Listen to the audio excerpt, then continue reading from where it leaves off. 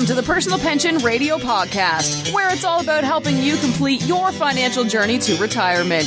Discover time-tested strategies and get unconventional insights into wealth building and retirement that actually work. Break away from the herd and go for the retirement you dream of. And now, here's your host, the income engineer, Kraig Strom.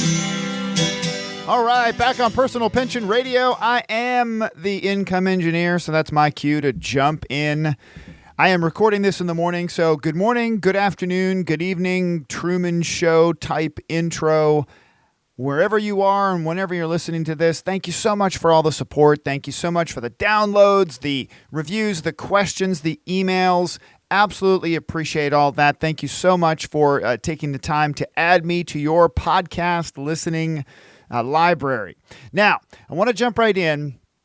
Because you hear, if you listen to the show, you hear, I am the income engineer. I want to tell a quick story about where that came from. Just the idea of the income engineer, when I started really paying attention. This is years ago now. I forget how long ago, because I've been doing this financial advisory and financial planning thing for 20 plus years. And I remembered a long time ago meeting with someone I considered to be a mentor, an expert, someone who was long in the tooth and had many years of experience. And as we were chatting about the investment accounts and life insurance and various things for one of my clients, he asked me that great question. He says, so what's your income plan? What's your income plan for this client? That I had never really heard before. And I want you to hear that and to think about that. If you're working with a financial advisor, ask yourself that question. Do you know what the income plan is? Now, a lot of people think, well, I got investments. I've got my 401k. I've got, this, that, and the other thing, and that's my income plan. No, that is your accumulation plan. Your accumulation plan is what you're doing to build up income assets, retirement income assets, for example.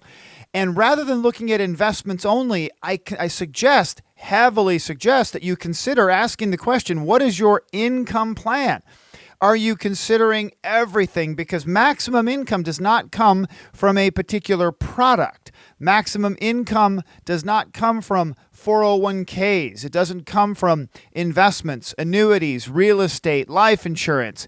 Maximum income in retirement comes first when you have a plan, number one, and when you have the proper balance of all these things together. That's where maximum income comes from. So you're going to hear me touch on that a little bit today.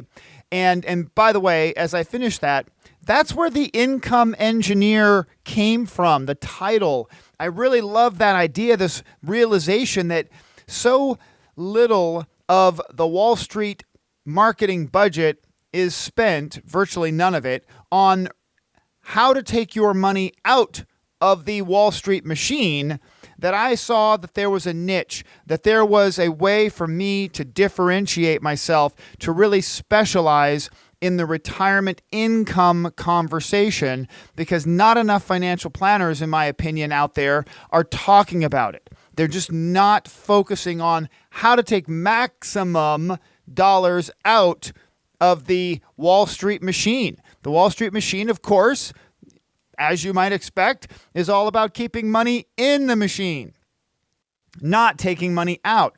Now, before I dive in, though, quick disclosure, as always, I am not an attorney. I am not a CPA. I am a certified financial planner professional. But all of that said, please don't act on things that you hear as if you're hearing advice for you specifically. Things that you hear on this show, and especially, please don't act on advice that you hear from financial entertainers on radio, podcast, TV. Financial entertainers are people who are giving out, in many cases, just good, solid, basic advice, but far too often giving out terrible advice to people who are calling in or emailing in to shows where they have no regulatory oversight, no licensing. They have no business really being financial planners. And it frustrates me that, man, if you tried to practice law, if you tried to have a show where you were giving out legal advice, you would be shut down in a second. If you, the attorney, the legal profession would come in and say, whoa, practicing law without a license. And yet, in the financial world, it is rampant. People practicing as financial planners, basically, that are out there giving out financial advice, and they have no licensing, they have no regulatory oversight, no business giving out financial advice, and yet they're listed as a financial guru, right? So just realizing that, please meet with a qualified financial planner. Talk about your specific situation before you act on anything, whether you hear it on my show or not. Now, I do have another deal of the week. So let's start with this segment, deal of the week. I am a thrifty bugger. I am always on the lookout for a good deal. Unlike last episode where I talked about my lobster roll, where I lost my mind and spent way too much money on a lobster roll. Not a big deal, but I probably won't ever live that down. Thank you to some of you who have sent me emails, condolences and giving me compliments for my last episode with the lobster roll. Thank you so much. Now, this week, though, deal of the week, fixing my Porsche. Now, some of you hear that and you go, oh, you have a Porsche. Wow, that's expensive. No. Please, let's be clear. When I buy a car, I buy a used car, and I generally always find one with high miles, and it's a super good deal. So my Porsche that I have is one that I purchased. It is 13 years old. It has almost 70,000 miles. No, now almost 80,000 miles. Yes, that's pretty cool, actually. I'm looking forward to turning over that 80,000 miles. And I got a killer deal on the car. Great deal. Now, the check engine light came on in my car recently. Now, it is an older Porsche, so it is not terribly expensive to fix them. However, when a check engine light comes on, I think maybe most of us have the same kind of reaction. Ooh, what's that going to cost? So yes, I was a little nervous. I was concerned.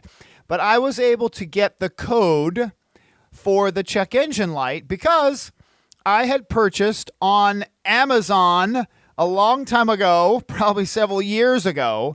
I purchased what's called an OBD reader, onboard diagnostic reader. This is one of those little tiny boxes that you can plug into your car right up under your dashboard, and it connects to my phone, my iPhone. It'll connect to an Android phone or whatever you want. But the secret or the key is that I'm able to plug that OBD reader into my car without going to a dealership. I was able to get the check engine code for my car. So my car came up with, and this was the part that caused me some more concern, was it was a code related to the catalytic converter. That cool little thing in your exhaust system that cleans up the exhaust gases before you spew them into the air. Yeah, the catalytic converter was coming up with an error message. And I sent that code to a service shop that I trust. This says the only service shop that I would go to in my area. And I love them, but they are still a service shop. They're still an automotive service shop, so you kind of have to take that into perspective. That it's like every hammer is looking for a nail, right? Every nail needs a hammer. The service shop is just always going to be looking for something to do, and they tend to go towards, oh, we need to fix or replace something, right? That's their normal process. I get it. Now, sure enough, my service shop says, yeah, it looks like you're going to need a new catalytic converter. Ay, that's $400 for the catalytic converter and at least $200 to put it in, $600. Yeesh. So I went to the Google machine first, and I typed in the code to see what the World Wide Web had for me. And from the looks of it, the World Wide Web gave me a solution. So for $6, I purchased an adapter for a spark plug that adjusted the sensors in my catalytic converter setup in such a way that after driving for a little while, now nearly 100 miles, I had to go for a drive in my car. I drove. No check engine light. So yesterday I went for a drive again. No check engine light. So far, after over 100 miles, no check engine light, and I fixed it for $6. Now, I did have to take the wheels off my car, on the back of my car, the rear wheels. I took the back wheels off. And by the way, this is something anybody can do, really, male or female. There's no big deal here. It was not rocket surgery. This was simple stuff. So I took the wheels off, I unscrewed the oxygen center, I put the adapter on, I screwed it back in, and I did the same thing on the other side, put it all back together. Not a big deal. It really wasn't something hard to do. $6. So remember, it was going to cost me somewhere in the neighborhood of $600 to fix it. So that is about 100% savings. I mean, 99% off from $600 down to $6. So I saved $594. Moral of the story, car service. Google the problem. And better yet, right, buy an OBD reader. Now, someone might say, well, you got the price of the OBD reader. No, the OBD reader has long ago paid for itself in the amount of money that I've saved. So now it just sits on my workbench, and I use it whenever I have anything that comes up on my wife's car, my car, friends' cars, family's cars. That OBD reader is long ago free. So car service does not have to be super expensive. Google the problem first, right? Google the problem first. If you can, for $12, buy an OBD reader, for crying out loud. Plug it into your car. Know what the problem is before you take it to a service shop.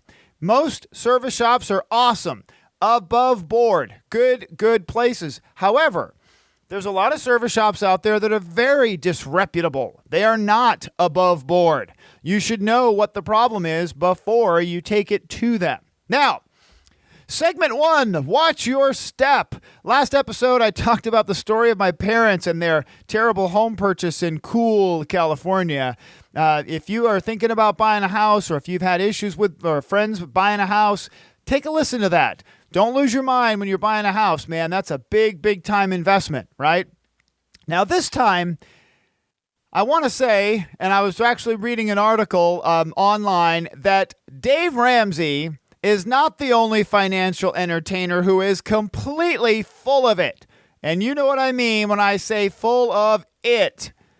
Susie Orman is perhaps the godmother of financial entertainers. We don't hear about Susie Orman, or at least I don't hear about Susie Orman as much anymore, because she's kind of in the background when it compares to Dave Ramsey, who's really out front on the radio all the time, in your face kind of activity. But Susie Orman has been in a financial entertainer for a long time. And I read an article, Actually, I read this article that had come up, and I think a friend actually sent it to me saying, hey, did you see this? Well, it was Susie Orman on her blog. She had taken a question from one of her listeners and one of her fans. The question, I'm going to go ahead and just read it from her website, and it was regarding life insurance, right? And this person had written in to Susie Orman and said, I was told that life insurance product was better investment than my 401k or my IRA. Is it? Okay, so listen to that question. So this is Susie Orman, by the way. You can read all about her. She is a financial entertainer extraordinaire. In fact, she actually used to be, I believe, a licensed certified financial planner. She used to do all kinds of investments, and she sold all kinds of commission-based products. She sold life insurance and annuities and all the things that she derides today. She used to do all of that kind of stuff. And of course, in her financial entertainer career, none of that was good for her financial entertainer persona. So of course, and of course, she didn't want to be regulated by anyone. So like Dave Ramsey, she has given up all of her licensing so that she can hide under the banner of freedom of speech, and she can give and become a financial guru. Okay, so the question came in, and this is where I had this article on her website. The question came in that said, Susie, I was told that life insurance products were a better investment than my 401k or my IRA. Is it? Now, Susie Orman's answer was fully expected. I totally expected it. And the answer was no, no, no. Whenever someone tries to sell you a life insurance policy with some story that it is a fantastic way to invest, you are to shut down that conversation and never work with that person again. Please listen to me. Life insurance is an expensive way to invest. Anyone who is trying to sell you life insurance as an investment is not acting in your best interest. And don't let me hear anyone who recommends doing partial rollover for a retirement plan into an insurance product. Insurance product, right? What the life insurance agents pushing the investment angle don't tell you, what they don't tell you is, I'm going to get a huge commission if you agree to this. The annual fees will pay that you'll pay on the investment portfolio within your policy will be a heck of a lot more expensive than if you invested in a low-cost index fund, whatever. Now, I'm not going to go into detail on this answer. This answer is perfectly expected. It's exactly what I would expect. I'm going to go in a different direction, actually. My first complaint, right? Yes, just for the record, Susie Orman, absolutely full of crap. I mean, she, again, giving out advice related to anything in the financial world as it relates to that tiny little question that someone sends in, that 2 sentences, 2 lines, that you start rolling out advice in a big, long article off of just that little tiny question without knowing anything else about the client. Totally crap advice. Absolutely crap. My first complaint, though, is with the financial advisor who told this lady that life insurance was an investment. Non-guaranteed life insurance, there's certain types of life insurance that is in fact an investment, but oftentimes what a financial advisor is selling is a guaranteed life insurance or based on a guaranteed life insurance platform. And they're selling it as if it's an investment grade item. Remember, investments have risk of loss. An investment at its core means you could lose money. You could put in $100 and it could be worth $50 in the future. A guaranteed cash value life insurance policy done right is just that. It's a guaranteed life insurance policy. It is not an investment. So my biggest complaint often is with financial advisors who are pitching guaranteed life insurance products as if they are some replacement to investments. They are not investments. They're extremely conservative when they're set up properly. They're very conservative. In fact, in any research that I've ever done, all research that I've ever done, and I've always welcomed this to anyone who would like to put it out there and say, I found it. Find me any reference anywhere in the U.S. that anyone has ever lost money on a guaranteed insurance contract. Never been able to find any record of it. I've talked to actual regulators in the insurance industry. I've talked to people for 20 years. I have never found one example of anyone losing money on a guaranteed insurance product. That's not the definition of an investment. So financial advisors who are pitching guaranteed life insurance as an investment, bam, walk away from that person. That bugs the heck out of me. Now, my second complaint, if I may, is of course with Susie Orman.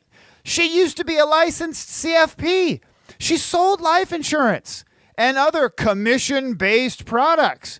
And then she goes on in this article to say that term insurance is the only type of life insurance that anyone should get. Really?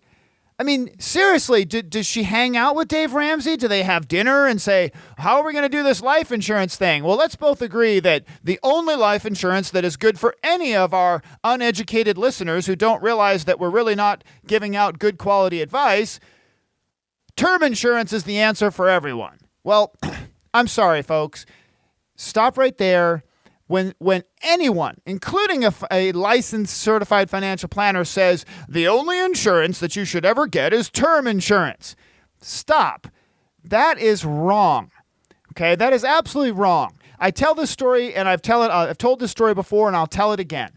That when you can go to an example, the biggest example that comes to mind of life insurance that is not term insurance, right? You can go a few years ago to an article in a financial magazine that a billionaire in Silicon Valley, California, purchased the largest life insurance policy on record.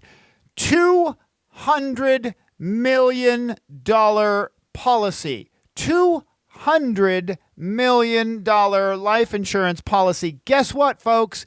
He didn't buy a term insurance policy. He bought some form of cash value-based policy, right?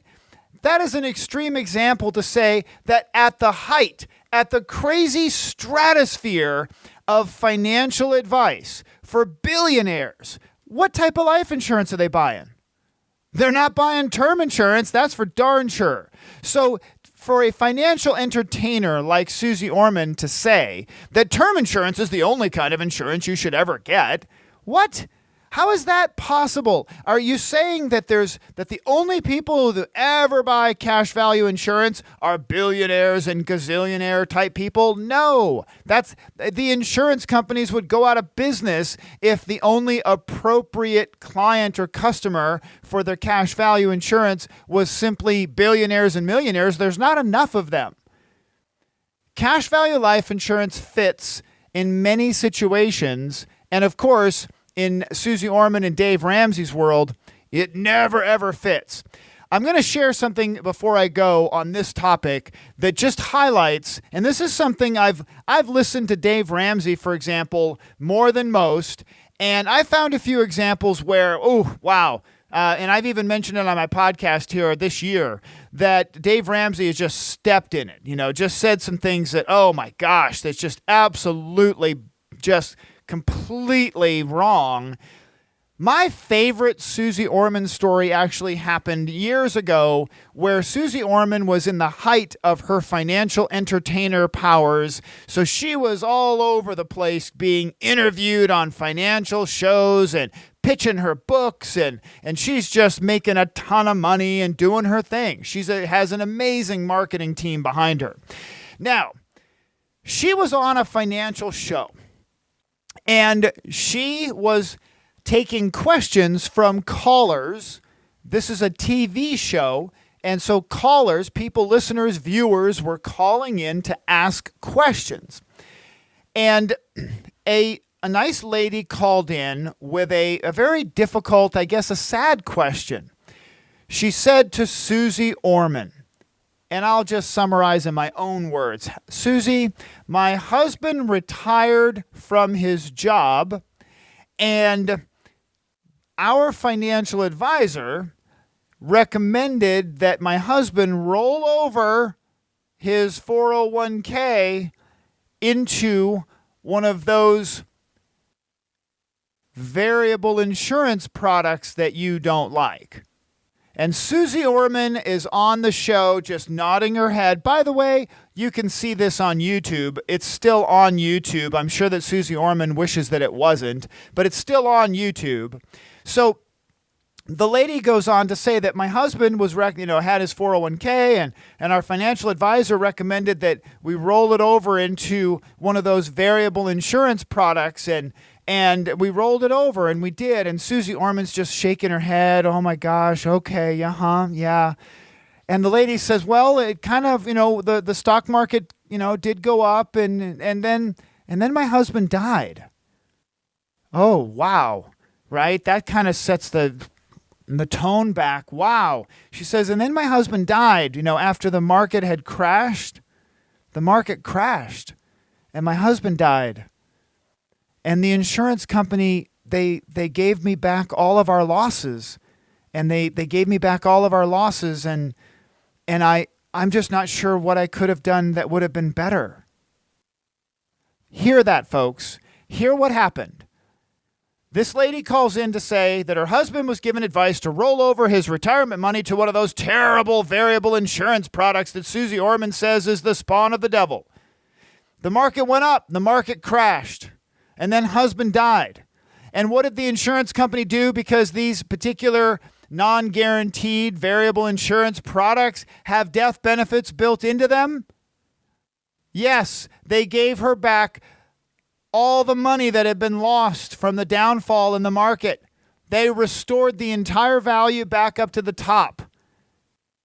And she says, I'm not sure what we could have done differently. Susie Orman was left with nothing else to say except that is one of the benefits of those non-guaranteed insurance policies. One of the benefits? Are you kidding me? That's incredible. Name any other investment account that you can put money in and watch it crash. And then if somebody dies, it's completely restored back to its maximum condition. That doesn't exist.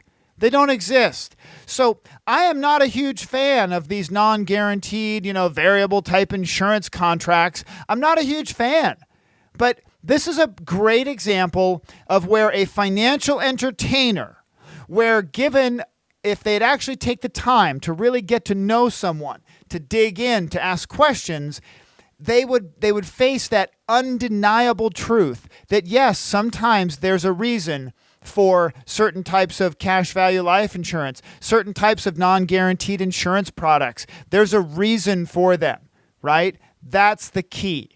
Now, the last thing I want to cover today is an observation. Actually, this was a client observation for a new client that I was visiting with recently. And this has to do with the 4% rule. Now, these folks, just so you know, they came to me by way of their CPA. Their certified public accountant, remember, they were thinking about retirement and they were concerned about a big tax bill, right? And their CPA said, well, maybe you'd want to talk to this guy, and because they have a financial advisor, but they took their CPA's advice, thankfully, and they met with me. Now, these folks are getting the same old advice, and in their case, all you need is another $1.5 million. So hear that. The advice they got in a nutshell was, all you need is another $1.5 million to hit your retirement goals. Wow, that's it? Just another $1.5 million? No big deal, right? Now, these folks are blessed to be in a situation where they pay taxes. They pay a good amount of taxes because they have a very healthy income. They have a successful business. They're trying to put themselves in a position where they could sell that business and actually retire and maintain the lifestyle that this wonderful business that they've built together allows them and affords them. And that requires a significant amount of income. So the $1.5 million number, it didn't surprise me. However, it did kind of set me back and say, oh, that's too bad, even at this level. Because these folks have achieved a good deal of wealth. They've achieved a really great deal of success, and I feel awesome for them. And yet, man, here they are with all of this financial success, and they're getting the same tired Wall Street advice that has been done and given for 30 plus years, right? My first question for these folks was, why are you paying so much in taxes? Because frankly, I look at it and think, again, you've heard me say it. If you haven't heard me say it, the rich don't pay taxes, especially if they've met someone like me and a team like mine. We build tax strategies to help mitigate taxes. There's no illegal tax evasion at all. It's all legal. Remember, the tax code is a written set of instructions for how to pay less taxes, right? So if you're working with the right team and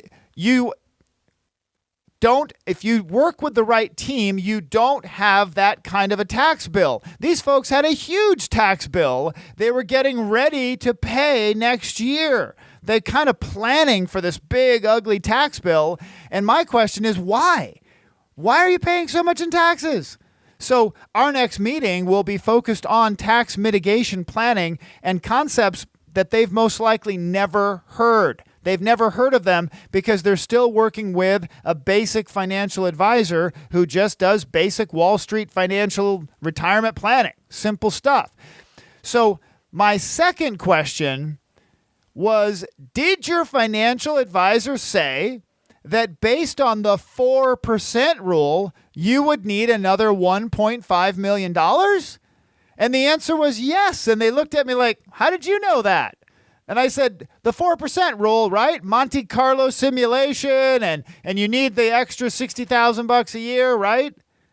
Yeah, they said, yes. How did you know that? Well, I figured because that is the same tired Wall Street advice that has been given and used for 30 plus years.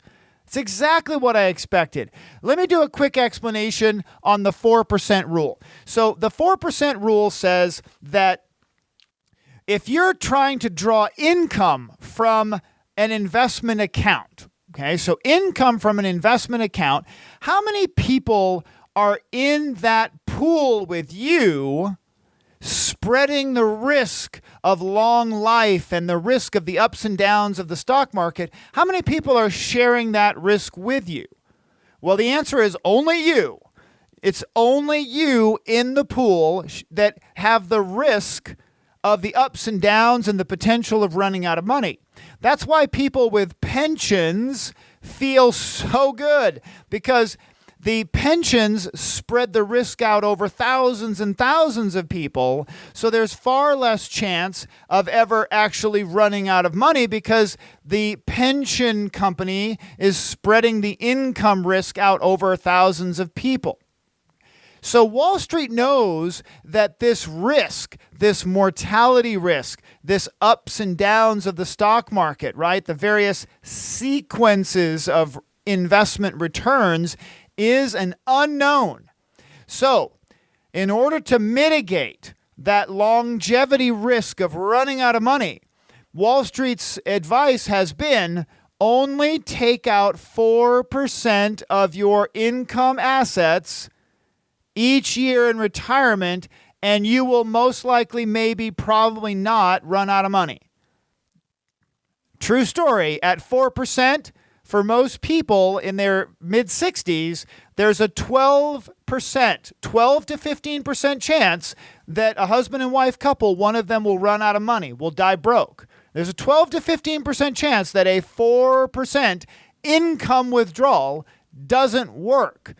So, in order for this Wall Street advisor to get this couple to the finish line, which is a certain amount of income per year, well, it's just a simple, math equation. We need $60,000 of extra income. That means you need $1.5 million. $1.5 million at 4%, 60 grand a year, right?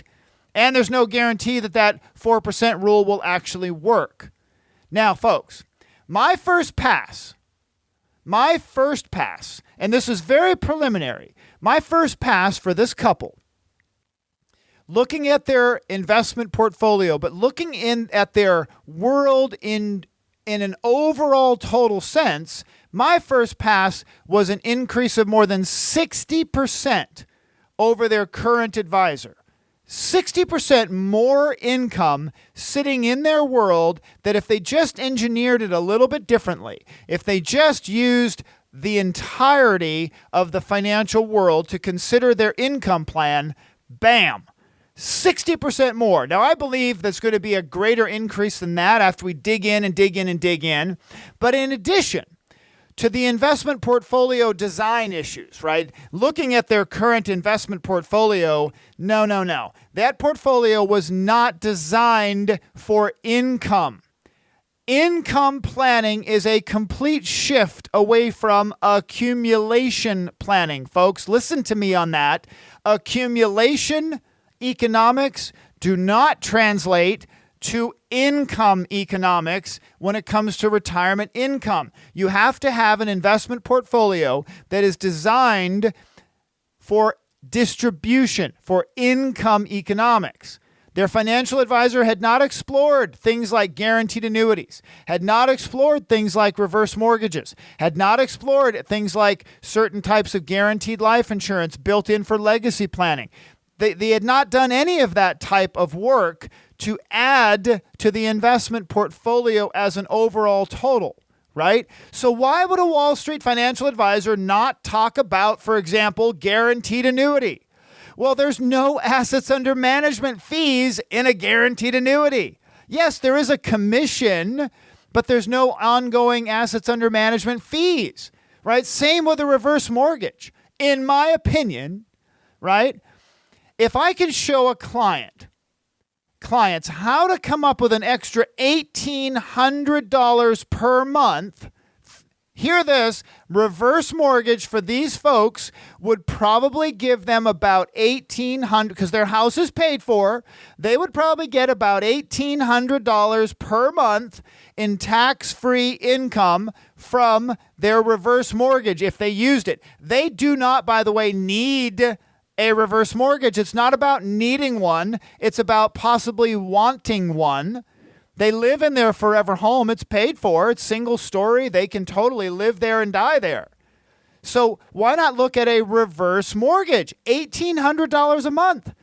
Now that's $1,800 a month. That's $21,000 a year, but it's tax-free. So in order to get that same level of income, $27,000 a year before taxes, they would have to have roughly $675,000 in an investment account at the 4% rule to get $27,000 a year and then take taxes out and be left with about 21 grand. We don't need to save up an additional $675,000 right there in the reverse mortgage conversation alone. There's $675,000 that they don't need to accumulate because there's an income stream ready to turn on. Oh, by the way, people think, oh my gosh, if my kids won't inherit my house because I got a reverse mortgage. Really? Your kids want your smelly old house? Probably not. They're going to sell it when you're dead anyway. But let's be fair. These folks actually have a permanent cash value life insurance policy on each of them that they bought when they were younger as part of their planning. They paid a little bit over time, and they have permanent life insurance that will leave many hundreds of thousands of dollars behind for their kids. Are they really worried about saving the equity in their house and basically living on less income? No. They're happy. They can go and get more income using their house, and their kids get the life insurance income tax free anyway. So hear this again. My first pass for this couple, who are doing great, but they were really disappointed. Their first income conversation with their financial advisor about retirement was, all you got to do is save up another $1.5 million. Well, good night. Really? Another $1.5 million? That is a serious hurdle. That is a lot. They might actually have to work longer and wait to sell their business. My first pass, 60% more income. I looked at things like, again, guaranteed annuity, life insurance, reverse mortgages, an alternate design of their income portfolio, right? Absolutely needs to be designed as an income portfolio, not as an accumulation portfolio. But my favorite, as I was just planning for this talk today on the podcast, was, oh my gosh, that if they just simply use a reverse mortgage, just a reverse mortgage, one little piece of the puzzle, that's $675,000 they don't have to come up with. If they come up with an extra $500,000 or $600,000, that's just icing on the cake. That's awesome. But that they don't need to save up to get that equivalent income. The reverse mortgage comes in as part of a total income plan. Folks, remember this stuff, please. If you would like to go through your own retirement income conversation, send me an email, Kraig, Kraig, at kraigstrom.com, and we'll definitely talk. We'll go through, and through the miracles of technology, we'll probably do a face-to-face Zoom interview, a meeting, and we'll go through your specific situation to maximize your retirement income. And then one last thing, I want to remind everybody, because I had a story again recently that happened, it just frustrates the heck out of me, that I met someone that ultimately their family member, an uncle, had passed away and did not have a living trust. Did not have a living trust. This is an uncle, a grandpa, etc., and didn't have a living trust. And I'll tell you what, it is just going to be a nightmare to settle up his estate. He had a girlfriend, and he had lived in the house with a girlfriend. He had a vacation house. He had cars. He had all this stuff, and no living trust, and barely had a will. And they're basically going to spend somewhere in the neighborhood of 2 years and probably $30,000 here in California on lawyer fees and probate fees and all this junk fees and stuff they're going to have to pay simply because uncle, granddad, brother, he didn't have a living trust. If you don't have your living trust, your estate plan done, your wills, powers of attorney, all that done, please send me an email. Kraig at kraigstrom.com. I'm here to help.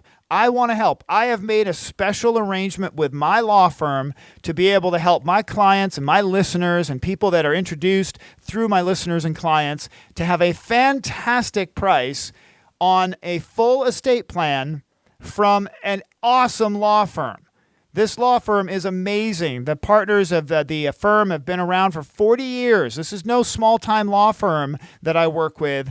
And to be able to get a full estate plan done with this firm is a tremendous offer. And that works basically all over the country, so please don't be shy. Send me an email, Kraig at kraigstrom.com. I want to help you get that piece done. That's something that, most people, if you own a home and you actually love your children, please, dear goodness me, get it done. I am here to help. Again, I'm Kraig Strom. I'm the income engineer. I'll talk to you again real soon. Thanks again for listening. Thank you for listening to the Personal Pension Radio podcast. We took notes for you, so if you missed any part of the show, you can find a full transcript of each episode at personalpensionradio.com. Be sure to download your free retirement income crisis report at personalpensionradio.com. While you're at it, we would appreciate some iTunes love. Please leave us a fantastic rating on iTunes by going to personalpensionradio.com/iTunes. Thanks again for listening. Now for the disclosure. Information presented is for educational purposes only and is not intended for solicitation, sale or purchase of any security or financial product. Be sure to first consult with a qualified financial advisor and your tax professional before implementing any strategy discussed here. The term personal pension refers to a marketing name designed to educate future retirees and retirees about the economic principles behind creating their own pension-like income. The term personal pension is not intended to be confused with a defined benefit pension plan offered by an employer or by a government entity.